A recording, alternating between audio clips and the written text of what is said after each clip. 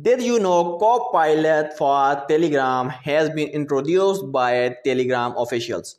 So now you can use Copilot for Telegram. What's this and how you can use it in your Telegram account? I will tell you in this video. So first of all, go to your Telegram account, open your Telegram app, top, click on search option and here search for Copilot official.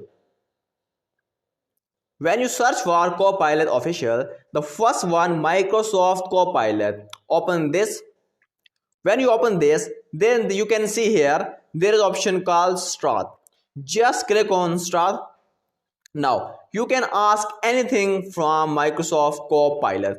It's just like an AI like you have used in your WhatsApp and Facebook. They're like Meta AI.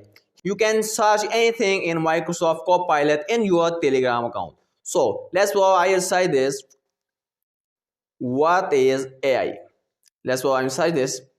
So when you search what is AI, here you can see it is a complete detailed discussion or complete article on what is AI. And also it gave you a link of some browser so you can open and read by yourself. So this is the Microsoft Copilot you can use in your Telegram and ask anything from this.